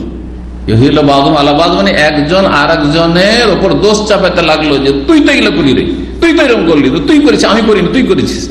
হ্যাঁ, হতে পারে এটা, কিন্তু মনে হয় না, কারণ ওখানে যে পরিস্থিতি ছিল সব তো খুশি, তাহলে কেন একে অপর দোষ চাপাবে? এই জন্য সহিহ মুসলিমে, আর দেখেন হা আর মিম পাণ্ডুলিপি না ছিল ওই যুগে, এখন না হয় টাইপে হা আর মিমে পার্থক্য বুঝতে পারছি। পাণ্ডুলিপিতে লেখা আর এই পাণ্ডুলিপিতে অনেক সময় অস্পষ্ট থাকে। হাকে কেউ মিম পড়তে পারে না, মিম একটু গোল হয়ে থাকে, আর হাটা একটু ওখানে একটু পেটটা কাটা আছে, তাই না? এই তো। তো ওই ইয়ামিলো কে হতে পারে যে ইয়াহিলো বা ইহিলো পড়েছে। আর যদি ইহিলো হয় তো একটি হাদিস আর একটি হাদিসের ব্যাখ্যা করে। আল হাদিস মুফাসসিরু বাযুহু বাযা, একটি হাদিস আর একটি হাদিসের সমর্থক। সুতরাং যখন সহিহ মুসলিমে আর অন্যান্য হাদিস এসছে মালা বাদ, মাজিদ এসছে মালা বাদ আলা বাদ, একে অপরের ওপর লুটিয়ে পড়েছিল তারা হাসতে হাসতে, এমন অট্ট হাসি হাসছে তারা। আল্লাহ রাব্বুল আলামিন প্রতিশোধ নিয়ে নিয়েছেন। আল্লাহ রাব্বুল আলামিন বদলা প্রতিশোধ দুনিয়াতে নিয়েই ফেলেছেন, আর মানব জাতিকে দেখিয়ে দিয়েছেন কিয়ামত পর্যন্ত ইতিহাস স্বর্ণ অক্ষরে লেখা থাকবে। বদরের যুদ্ধের ইতিহাস আসছে। কে সাহায্য করবে?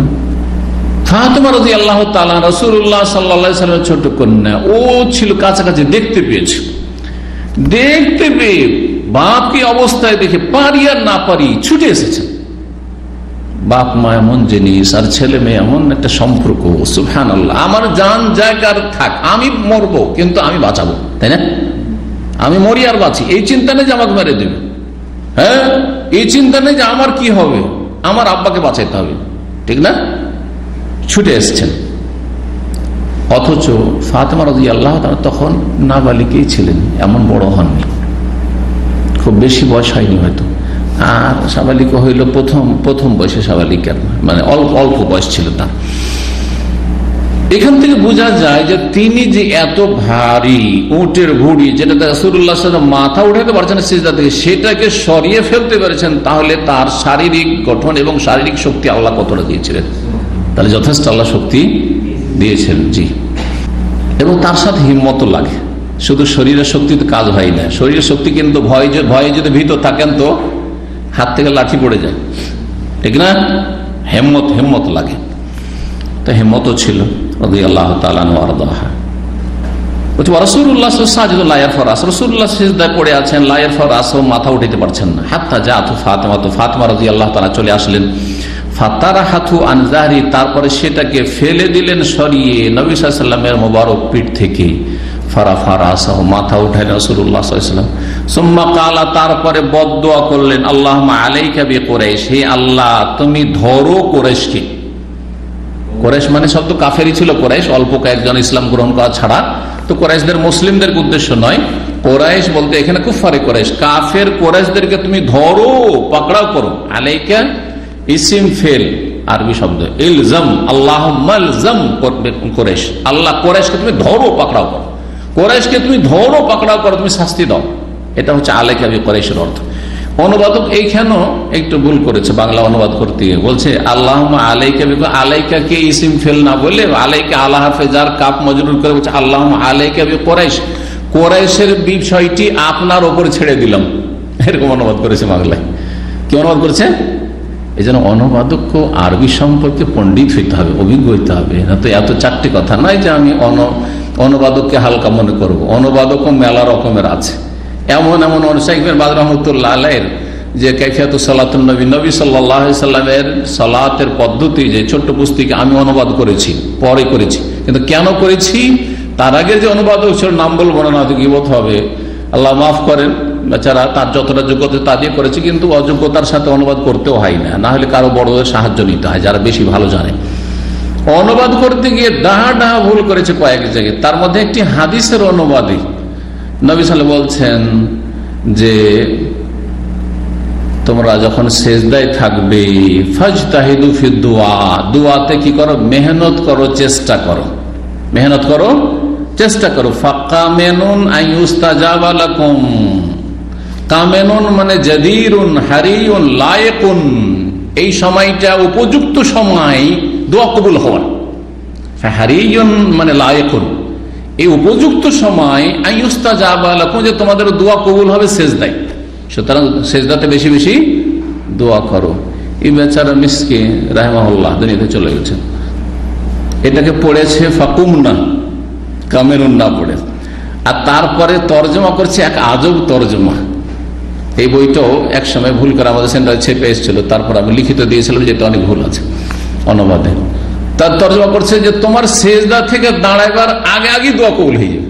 আরে আগে কোথায় আসলো? ওখানে আর এখানে কামেনুনকে তুমি হারিউন জাদিরুন যেমন শব্দ মানে লায়েক হয়, ঠিক তেমনি কামেনুন, কিন্তু আরবি কামেন যেহেতু মুশকিল শব্দ না, যার কারণে কুমনা কামা একমে থেকে দাঁড়াবার আগে আগে আগে শব্দ নেই এখানে ইস্তাজাব আলাক, তোমার সেজদা থেকে দাঁড়াবার আগেই দোয়া কবুল হয়ে যাবে দ্রুত। হাস্যকর অনুবাদ, অনেক অনুবাদকরা এরকম অনুবাদ করেছেন। তো এইখানেও এরকম আল্লাহুম্মা আলাইকা বিকুরাইশ, আল্লাহ কুরাইশদের বিষয়টি আপনার ওপর ছেড়ে দিলাম। আল্লাহর ওপর ছেড়ে দিবেন কেন? ছাড়ে দিবেন ঠিক আছে, কিন্তু আল্লাহর কাছে বদদোয়া করার অধিকার আছে আপনার। আপনার উপর যদি জুলুম করে তো বদদোয়া করা যাবে, এইটাও নবী সাল্লাল্লাহু আলাইহি ওয়াসাল্লামের কাছ থেকে শিখতে হবে। এই হাদিস থেকে জুলুম করলে আপনি মাফও করতে পারেন, আর খুব বেশি সীমা লঙ্ঘন করলে মাফ আপনার জন্য করা জরুরি না। আপনি প্রতিশোধ চাইতে পারেন, সীমা লঙ্ঘন করবেন না, বাড়াবাড়ি জায়েজ নাই, কিন্তু আল্লাহ তুমি উচিত শাস্তি দাও, যেমন আমার সাথে করেছে তুমি তার বিচার করো। বলেন আল্লাহ আমার টাকা এরকম মেরে চলে গেল, আল্লাহ তুমি এর ফায়সালা করো, আল্লাহ এর তুমি বিচার করো, পাকড়াও করো, বলার অধিকার আছে আপনার। আর মাফ করে দেন, ভালো কথা, মাফ করেন, অসুবিধা নেই। তাদের জুলম অত্যাচার সীমা ছাড়িয়ে গিয়েছিল, আর সাহাবায়ে কেরামদের মতো জুলমের পাহাড় তারা চালিয়ে যাচ্ছিল। আল্লাহু আকবার। তো নবী সাল্লাল্লাহু আলাইহি ওয়াসাল্লাম কুরাইশদের বদদোয়া করলেন সালাসা, 3 বার করে। এখানে আরো মাসলা জানতে পারলাম, অনেকগুলি মাসলা এই হাদিস থেকে জানা যেতে পারে। তার মধ্যে একটি হচ্ছে যে 3 বার করে দোয়া করা, নেক দোয়া করেন আর বদদোয়া করেন, 3 বার করে দোয়া করা হচ্ছে মুস্তাহাব। ইজা দা সালাসান 3 বার আল্লাহুম্মা আলাইকা বিকুরাইশ, আল্লাহুম্মা আলাইকা বিকুরাইশ, আল্লাহুম্মা আলাইকা বিকুরাইশ, আল্লাহ তুমি কুরাইশকে পকড়াও করো, কুরাইশকে পকড়াও করো, কুরাইশদেরকে পকড়াও করো, আল্লাহ তুমি ধরো এদেরকে, বেড়ে গেছে। ফাশাক্কা আলাইহিম, এখন মগজে টনক পড়েছে। এই কাফের নেতারা যে বসেছিল তাদের ওপর এটি খুব কঠিন প্রতিক্রিয়া সৃষ্টি করেছে। আরে মুহাম্মদ সাল্লাল্লাহু আলাইহি ওয়াসাল্লাম বদ্ধ করে দিলেন। মুহাম্মদ সাল্লাল্লাহু আলাইহি ওয়াসাল্লাম তো ভালো মানুষ, আর সাদিকুল আমিন সত্যবাদী বিশ্বস্ত, তার সাথে আমাদের শত্রুতা, যার নেতা সে হয়ে যাবে, আর সে ইয়াতিমের ছেলে নবী হবে, নবী হলে আমরা নেতা মাথারা হবো কেন? জানতো যে সত্যবাদী লোক, জীবনে কোনোদিন মিথ্যা কথা বলেনি, জানতো যে বিশ্বস্ত, একটা পয়সা কারো মেরে খায়নি, তারপরও শত্রু। কিসের শত্রু?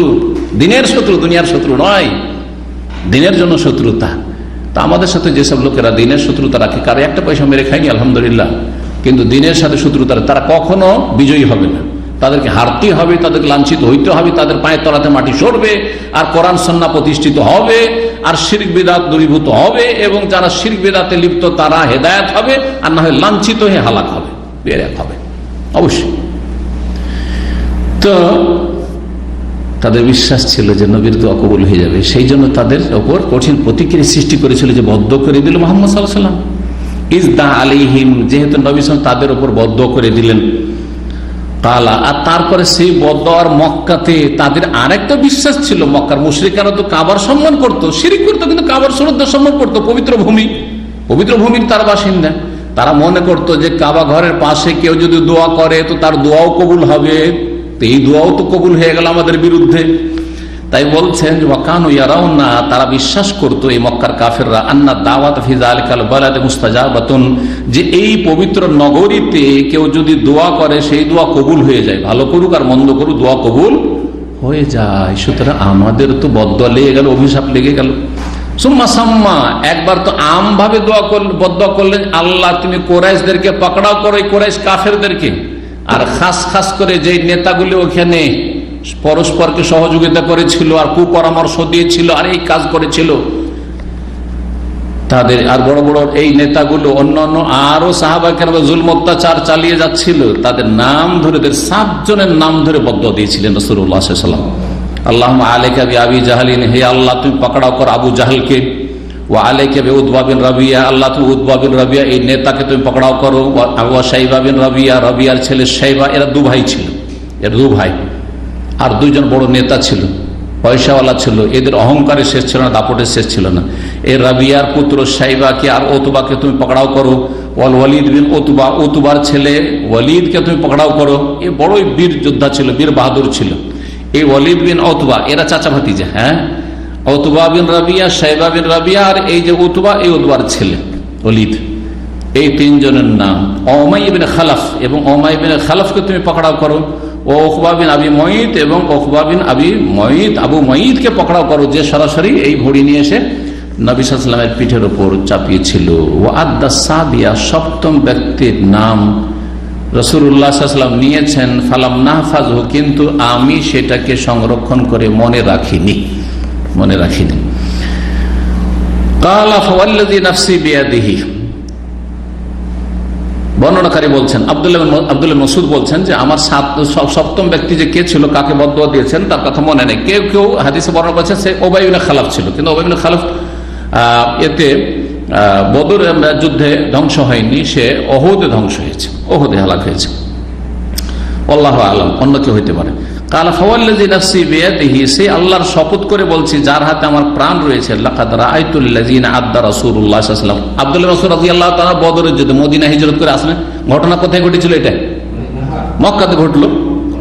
আর তারপরে মদিনা হিজরত করে আসলেন রাসূলুল্লাহ সাল্লাল্লাহু আলাইহি ওয়াসাল্লাম, আব্দুল্লাহ মাসউদ হিজরত করে আসলেন। আর বদরের যুদ্ধে রাসূলুল্লাহ সাল্লাল্লাহু আলাইহি ওয়াসাল্লাম গিয়েছেন, আব্দুল্লাহ মাসউদ ছিলেন, তিনি বদরের সাহাবী। বলছেন আল্লাহর কসম করে বলছে যার হাতে আমার প্রাণ রয়েছে, আমি দেখেছি ওই সমস্ত লোকদেরকে যাদেরকে নাম ধরে ধরে রাসূলুল্লাহ বদদুয়া দিয়েছেন, আল্লাযীনা আদ্দা রাসূলুল্লাহ সাল্লাল্লাহু আলাইহি ওয়াসাল্লাম, যাদের নাম উল্লেখ করে বদদুয়া দিয়েছে রাসূলুল্লাহ এই 7 জনের। সারআ ফিল কালিবে বদরিন, বদরের যে কূপ ছিল সেই কূপে তাদেরকে মৃত পড়ে দেখেছি, মৃত লাশ পড়ে আছে তাদের, এই অবস্থায় দেখেছি। রাসূলুল্লাহ সাল্লাল্লাহু আলাইহি ওয়াসাল্লাম বদরের যুদ্ধ করলেন। মক্কার কাফেররা কয়জন সেখানে ধ্বংস হয়েছিল? 70 জন, আর 70 জন বন্দী হয়েছিল। এই 70 জনের যে লাশ, তার মধ্যে আবু জাহলও ছিল, লানাহুমুল্লাহু জামিআন। এদের সবগুলো লাশকে, বদরের একটা কূপ ছিল, সেই পানিটা ব্যবহার হতো না, পানি ব্যবহার হতো, পানি খারাপ করা ঠিক না, ছিল না। কিন্তু সেই কূপ কালিব বলা হয় এমন পুরাতন কূপকে, যে কূপের চারিদিকে পাট থাকে, কি বলেন, যে প্রাচীর থাকে। এক যুগে আপনার ওই মাটির পাট হইতো, হ্যাঁ, ওটা ছিল না, মাটি বরাবর হয়ে আছে। সেই কূপটা থেকে মানুষ পানি পান করছে না, ওই কূপে ফেলে দেওয়া হয়েছিল। ওই কূপে এদের লাশগুলিকে 70 জনের ফেলে দেওয়া হয়েছিল। সেইটাই এই 70 জনের কবর হয়েছিল। জি, এই 70 জন কাফেরের যাকে যাকে বদদুয়া দিয়েছেন রাসূলুল্লাহ সাল্লাল্লাহু আলাইহি ওয়াসাল্লাম, সবাই সেখানে বদরের যুদ্ধে ধ্বংস হয়েছে। রাসূলুল্লাহ সাল্লাল্লাহু আলাইহি ওয়াসাল্লাম বদদুয়া তাদেরকে এইভাবে লেগেছে। এই জন্য মজলুম, এই হাদিস থেকে জানতে পারলাম কারোর জুলুম করতে নেই। মজলুম আর আল্লাহর মাঝে কোন রকম পর্দা থাকে না, আর থাকে না, সরাসরি দোয়া কবুল হয়ে যায়। যেমন অন্য হাদিসে রয়েছে, যাকাত সম্পর্কে হাদিসে, হ্যাঁ, ওয়াত্তাকি দাওয়াতাল মজলুম, মজলুমের বদদুয়া থেকে বাঁচিও, ফাইন্নাহু লাইসা বাইনাহা ওয়া বাইনাল্লাহি, আল্লাহর মাঝে আর মজলুম যে নির্যাতিত, যার উপর অবিচার করেছে, অত্যাচার করেছে, তার মাঝে কোন রকমের আর পর্দা থাকে না, সরাসরি আল্লাহ তার দোয়া শুনেন। সেই দোয়ার প্রতিফলন সাথে সাথে হইতে পারে, আবার কিছুদিন পর হইতে পারে, দীর্ঘদিন পরে হইতে পারে, কিন্তু হবে। এই বদদুয়া লাগবে মজলুমের, যদি সত্যিকার মজলুম হয়। তারপরে 70 নম্বর অধ্যায় বলছেন বাবুল বোসাক ওয়াল মুখাত ওয়া নাহওয়ি ফি সাওবি। এই অধ্যায় হচ্ছে থুথু ফেলা, আল মুখাত আর পোটা ফেলা, মুখাত ওয়া নাহওয়ি আর এইরকমই কাশ ফেলা, ফি সাওবি কাপড়ে। কাশ আসছে বা পোটা আসছে অথবা থুথু আসছে, যদি কেউ কাপড়ে ধরে তো এটা কেমন জায়েজ আছে। আর সে কাপড় নাপাক হবে না, কাপড় নাপাক হবে না। এর আগে একাধিকবার বলেছি কথা প্রসঙ্গে যে কাশ, পোটা আর থুথু এগুলো নাপাক নয়, কিন্তু নোংরা বস্তু, প্রয়োজনে আপনার নোংরা করবেন আপনি মসজিদে, তার চাইতে ভালো আপনার কাশ পোটা আসছে তা আপনি নিজের কাপড়ে করেন, নিজের কাপড় আপনি ধুয়ে নেন, আর না ধুলেও তাতে সালাত হবে, অসুবিধা নেই, কারণ নাপাক নয়। বলছেন ওয়াকালা উরওয়া আনিল মিসওয়ার ওয়া মারওয়ান, উরওয়া তাবেঈ, মিসওয়ার এবং মারওয়ান দুইজন থেকে বর্ণনা করে বলছেন, খারাজান নবী জামানাল হুদাইবিয়াতে, হুদাইবিয়ার বছরে নবী সাল্লাল্লাহু আলাইহি ওয়াসাল্লাম বেরিয়েছিলেন মদিনা থেকে মক্কার উদ্দেশ্যে, যে মক্কা গিয়ে কি করব, উমরা করব। কিন্তু হুদাইবিয়া নামক স্থানে গিয়ে বাধা দিয়ে দিল, কাফেররা আর ঢুকতে দিল না। ওই বছর সেখানে হুদাইবিয়ার সন্ধি হইল। ফাজাকার, লম্বা হাদিস রয়েছে, অনেক বড় হাদিসের ঘটনা হুদাইবিয়ার। সেখানে এই কথাটুকু রয়েছে যে নবী সাল্লাল্লাহু আলাইহি ওয়াসাল্লাম কি সাহাবীরা এত বেশি ভালোবাসতেন এবং নবী সাল্লাল্লাহু আলাইহি ওয়াসাল্লামের এসব কিছু থেকে বরকত হাসিল করা শরীয়ত সম্মত, নবী ছাড়ার কারণে আবু বকর, ওমর, উসমান, আলী, কোন সাহাবী থেকে এইরকম তাবারক হাসিল করেননি। সুতরাং কোন আলেম থেকে, কোন শেখ থেকে, কোন পীর থেকে, কোন বুজরুগ থেকে তাকে ওলি মনে করে তার থুথু থেকে বরকত হাসিল করা, তার পানের পিক নেওয়া, নাউজুবিল্লাহ, এগুলো হচ্ছে নোংরামি এবং এগুলি হচ্ছে সর্বনিম্ন বিদআত, শিরক পর্যন্ত পৌঁছতে পারে, তাবারক শিরক। কারণ কেউ যদি মনে করে যে আমার ফুল তুলি পীরে, অমুক পীরে, চরমনাই পীরে থুথুতে বরকত আছে, এটা শিরক, এটা শিরকি তাবারক, শিরকি তাবারক, শিরক। রাসূলুল্লাহ সাল্লাল্লাহু আলাইহি ওয়াসাল্লামের পরে আর কারো কাছ থেকে এটা হাসিল করা হয়নি। এটি রাসূলুল্লাহ সাল্লাল্লাহু আলাইহি ওয়াসাল্লামের সাথে একমাত্র খাস, এটা মনে রাখবেন। ওই হাদিসে কি রয়েছে? ওমা তানাখামান নবী নুখামাতান, নবী সাল্লাল্লাহু আলাইহি ওয়াসাল্লাম যে কোনো থুথু ফেলছিলেন অথবা নোখামা কাশপোটা ফেলছিলেন, ইল্লা ওয়াকাত, কোথায়? হুদাইবিয়া নামক স্থানে সুহাইল নামক একজন প্রতিনিধি মক্কার কাফেরদের পক্ষ থেকে যিনি এসেছিলেন, পরে ইসলাম গ্রহণ করেছিলেন, হাদিস বর্ণনা করেছেন, আমি কি যে দেখলাম ভক্তি আর ভালোবাসা নবী সাল্লাল্লাহু আলাইহি ওয়াসাল্লামের সাহাবায়ে কেরামদের নবীর সাথে, যে যখনই নবী সাল্লাল্লাহু আলাইহি ওয়াসাল্লাম কোনো থুথু ফেলছেন সাথে সাথে যে কোনো ব্যক্তি হাত দিয়ে ধরে নিচ্ছে, ইল্লা ওয়াকাত ফি কাফফি রাজুলিন মিনহুম, যে কোনো লোক হাত দিয়ে ধরে নিচ্ছে, ফাদালাকা বিহি ওয়াজহাহু ওয়া জিলদাহু, তারপরে তা মর্দন করছে বা মালিশ করছে নিজের মুখমণ্ডলে এবং নিজের শরীরের চামড়াতে। এটা নবী সাল্লাল্লাহু আলাইহি ওয়াসাল্লাম থেকে শুধু হাসিল করে, অন্য কারো থেকে নয়। বরং অন্য কারো থুথুতে, কাশপোটাতে পয়জন থাকতে পারে, জীবাণু থাকতে পারে, ক্ষতি হতে পারে। এমনকি নিজের বাল বাচ্চার ক্ষেত্রেও থুথু দেবেন কাউকে, বা ছেলেরা অতি শ্রদ্ধায় আপনার বাপ মায়ের আপনার নিয়ে নেবে, থুথু নেবেন না, না মোটে নেবেন না, বা দিবে থুথু না, এটাও করবে না, এটাও করবে না। আর এই মর্যাদা একমাত্র রাসূলুল্লাহ সাল্লাল্লাহু আলাইহি ওয়াসাল্লামের সাথে খাস। এটাই হচ্ছে আমাদের কোরআন সুন্নাহর অনুসারী আহলে হাদিস সালাফিদের আকীদা। তাহলে কে বেশি সম্মান করে নবীকে? হ্যাঁ, কে বেশি সম্মান করে? আহলে হাদিস সালাফিরা বেশি সম্মান করে, যে এই মর্যাদা একমাত্র নবীর জন্য। পক্ষান্তরে আমাদের দেশীয় হানাফিরা, দেওবন্দি, বেরলভী যতগুলি আছে, যতগুলি তরিকতলারা আছে, সমস্ত তারা মনে করে যে তাবাররুক বিআসারিস সালিহ, যে কোনো নেক আল্লাহর নেক বান্দা, আলেম ওলামাদের, বুজুর্গদের এইসব থেকে, থুতু থেকে, কাশপোটা থেকে অথবা উজুর পানি থেকে তাবাররুক হাসিল করা যায়। তাই তো নবীর সাথে শরীক করে দিল মর্যাদা। এমন কোন বড় মর্যাদা নবীকে দিল না, বিশেষ মর্যাদা। তারপরও তারা হচ্ছে নবী প্রেমী, আশিকে রাসূল। হ্যাঁ, আউযুবিল্লাহ। বেদাতে কখনো আশিকে রাসূল হয় না? না, কখনো না। নবী কারীম সত্যিকার ভালোবাসা, মহব্বত রয়েছে কোরআন সুন্নাহ অনুসারী আহলে হাদিস সালাফিদের। ঠিক। দ্বিতীয় হাদিস আনাস রাদিয়াল্লাহু তাআলা বর্ণিত, তিনি বলছেন, বাযাকান নবী সাল্লাল্লাহু আলাইহি ওয়াসাল্লাম ফি সাওবি, নবী সাল্লাল্লাহু আলাইহি ওয়াসাল্লাম একবার নিজের কাপড়েই থুথু ফেললেন। থুথু চলে এসছে মুখে, গিলে নেওয়ার চাইতে কাপড়ে ধরা ভালো বা বাইরে ফেলা ভালো। যদিও নিজের থুথু নিজে গিলে নিলে কোনো দোষের কথা নাই। আমরা রোজার অবস্থায় কত থুথু মুখে আছে, এই কথা বলে থুথু আছে না, বারবার ফেলবো নাকি, কত চলে অটোমেটিকলি ভিতরে চলে যাচ্ছে না।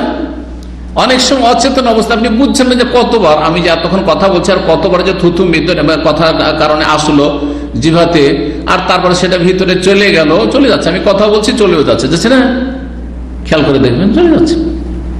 রোজা অবস্থাও যদি হয় তো রোজার কোনো ক্ষতি হবে নাকি? কোনো ক্ষতি নেই, কোনো ক্ষতি নেই। তবে থুথু বের করে দিয়ে যদি আবার চাটছেন, কেউ থুথু যেন বের করলো থুথু করে, আর তারপরে তো সিয়াম অবস্থায়, রোজা অবস্থায় চাটলো, বলছে না এটা চলবে না, এটা চলবে না, তুমি রোজা নষ্ট করবে। তুমি ভিতর থেকে চলে গেলে কোনো অসুবিধা নেই, এমনকি যদি চলে যায় কোনো অসুবিধা নেই, যদিও কাশপোটা যথাসাধ্য ফেলে দিতে হবে, গিলতে হবে না, কিন্তু কারো যদি চলে যায় কোনো অসুবিধা নেই। জি হ্যাঁ, কোনো হারাম কাজ করেনি, আর তাতে সিয়াম নষ্ট হবে না। নবী সাল্লাল্লাহু নিজে কাপড়ে থুথু ফেললেন।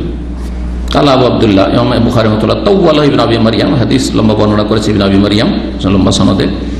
আর তারপরে সনদ বর্ণনা করেছেন আখবারনা ইয়াহইয়া ইবনে আইয়ুব কালা হাদাসানা হুমায়দ কালা সামিতু আনাস আন নবী সাল্লাল্লাহু আলাইহি ওয়াসাল্লাম। এই হাদিস বলছেন হুমায়দ, আমি আনাস থেকে শুনেছি, তিনি নবী সাল্লাল্লাহু আলাইহি ওয়াসাল্লাম থেকে বর্ণনা করেছেন। তো এই হাদিস থেকে কি জানা গেল যে নবী সাল্লাল্লাহু আলাইহি ওয়াসাল্লাম কাপড়ে থুথু ফেলেছে। সুতরাং কাপড়ে কেউ যদি থুথু ফেলে তো কোনো দোষণীয় নয়, আর তাতে কাপড় তাতে নাপাক হবে না। আরেকটি অধ্যায় আমরা সেরে নিই, তাহলে আগামী সপ্তাহে ইনশাআল্লাহ তাআলা আমরা উজুর পর্বটা শেষ করে দেবো, কারণ রমজান চলে আসছে। ৭১ নম্বর অধ্যায় বলছেন বাবুল লা ইয়াজুজুল উযু বিন নাবিজ ওয়ালাল মুসকির। এই অধ্যায় হচ্ছে উজু করা জায়েজ নয় নাবিজ দিয়ে। খেজুর বা আঙ্গুর বা খেজুর বা কিশমিশ যে ভিজিয়ে রাখা হয়, ভিজিয়ে রাখার পরে যে পানিটাতে মিষ্টতা চলে আসে, এটা হচ্ছে নাবিজ। নাবাজায় আম্বজ মানে কোনো কিছু নিক্ষেপ করা, নাবাজায় আম্বজ মানে হচ্ছে কোনো কিছু নিক্ষেপ করা। তো নাবিজ বলা হয় এমন পানিকে যেই পানিতে কয়টা আঙ্গুর কয়টা কিশমিশ দিয়ে দিয়েছেন, শুকনো কিশমিশ দিয়ে দিয়েছেন, অথবা কটা খেজুর দিয়ে দিয়েছেন, সন্ধ্যাবেলা দিয়ে রেখে দিলেন, আর সকালবেলা দেখলেন যে পানিটা মিষ্টি হয়ে গেছে। এটা আরবরা করে নবী সাল্লাল্লাহু আলাইহি ওয়াসাল্লামের আমলে ওই যুগে সাহাবা জামানায় খেত, পান করত। পানিটা মিষ্টি হলো, শক্তিশালী হলো, যে খেজুরের বা আঙ্গুরের যে রসটা আছে সেটা আরাক, সেটা ওতে চলে গেল এইভাবে। তো এটাকে নবীজ বলা হয়, ওই পানিটাকে কি বলা হয়? নবীজ বলা হয়। এটার তিনটা স্তর আছে, এটার তিনটা স্তর আছে, ইনশাআল্লাহ পরে বর্ণনা করছি। আগে অধ্যায়টা দেখি আর তারপরে হাদিসগুলো দেখি, পরে মাসলা বয়ান করতে ইনশাআল্লাহ বর্ণনা করব।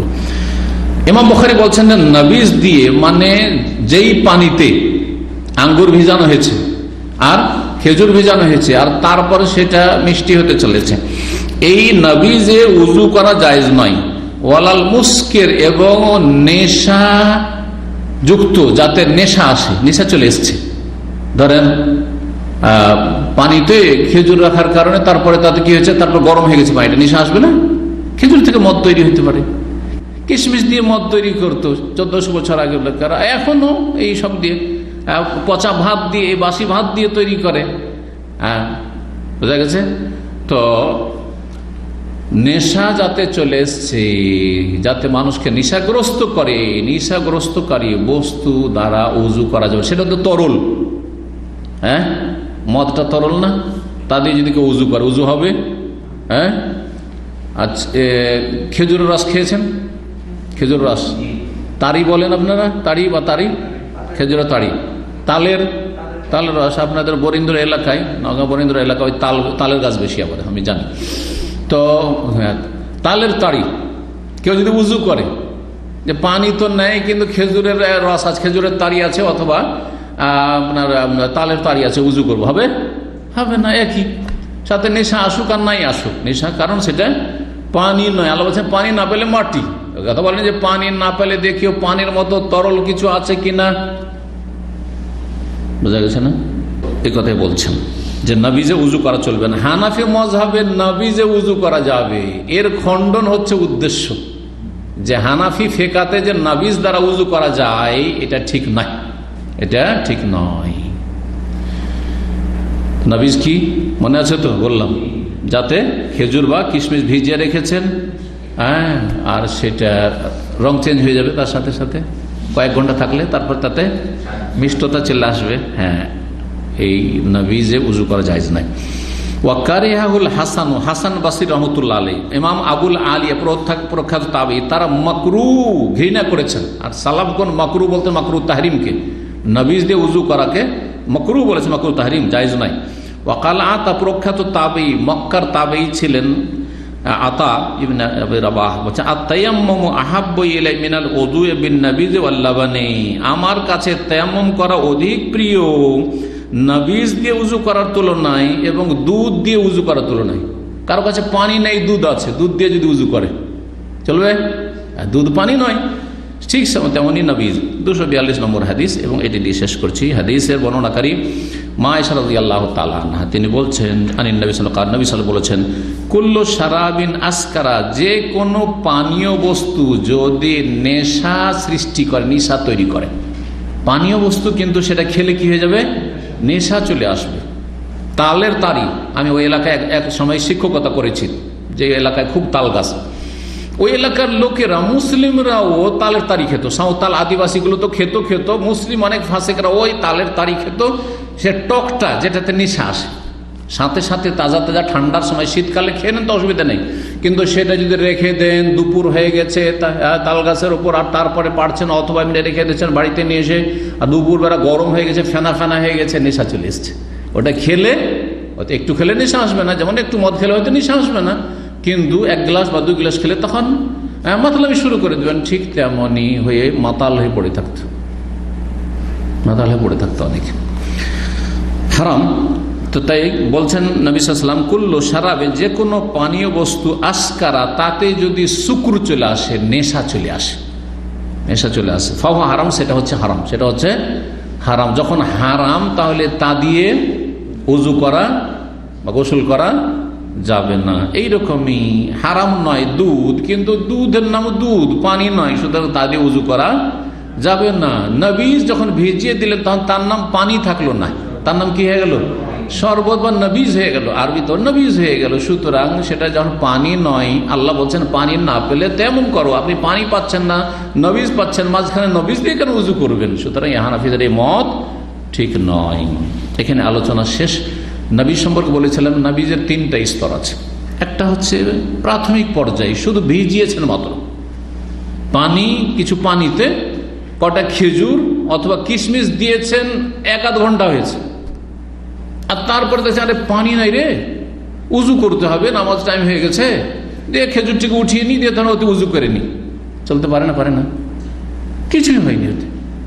না তার রং পরিবর্তন হয়েছে, হ্যাঁ, না স্বাদ পরিবর্তন, মিষ্টতা এসছে, না তার নাম বদলেছে, নামও বদলেনি, তার নাম পানি, পানির রঙই আছে, তাহলে সেটা পানি প্রাথমিক অবস্থায়। দ্বিতীয় অবস্থায় যদি চলে যায়, সেটা হচ্ছে যে তাতে রং বা স্বাদ বদলে গেছে, তার নামও বদলে গেছে, তার নাম নবীজ হয়ে গেছে, তার নাম আর পানি নেই, তার নাম কি 5 ঘন্টা 6 ঘন্টা ভিজানো হয়ে গেছে। এর সাথে ভিজিয়েছে ফজর, দেখছে একটু একটু মিষ্টি হয়েছে, আর কি বলছে, রঙও চেঞ্জ হয়েছে। এখন এতে উযু করা যাবে কিনা, এতে ইখতিলাফ রয়েছে। হানফি মাযহাবে উযু করা যাবে মাঝামাঝিটাতে, আর অন্যান্যদের কাছে, মুহাদ্দিসিন কেরামদের কাছে, ইমাম বুখারী রাহমাতুল্লাহ রদ করছেন যে উযু করা যাবে না, কারণ তার নাম নবীজ, এখন এর নাম আর পানি থাকে নাই। তৃতীয় অবস্থা হচ্ছে একবারে শেষ অবস্থা, সেটা হচ্ছে এমন দীর্ঘ সময় ধরে ভিজিয়ে রাখা হয়েছে যে তাতে কি চলে এসছে, নেশা চলে এসছে, নেশা খেলে মাতাল হয়ে যাবে, হ্যাঁ, মাতলামি শুরু হয়ে যাবে। তাহলে সেটা বিল ইত্তেফাক, হানাফিদের কাছেও তাতে এইরকম নবী, যাতে নেশা চলে এসে তাতে উযু করা যাবে না, আর অন্যান্যদের কাছে তো যাবে না, যারা বলছে যেটা মাঝারি তাতেও করা যাবে না। তা নবী সম্পর্কে বিস্তারিত নতুন মাসআলা আপনাদের সামনে আলোচনা করলাম। আল্লাহ রাব্বুল আলামিন যেন আমাদের নেক আমল কবুল করেন, এলেমে বরকত দান করেন, আমলে বরকত দান করেন, দাওয়াতে বরকত দান করেন, দিন দুনিয়ায় বরকত দান করেন, সমস্ত ফিতনা ফাসাদ থেকে, বালা মুসিবত থেকে আল্লাহ যেন আমাদেরকে বাঁচিয়ে রাখেন। ওয়া সাল্লাল্লাহু সাল্লাম আলা নবিয়িনা মুহাম্মদ ওয়া আলা আলিহি ওয়া সাহবিহি আজমাইন।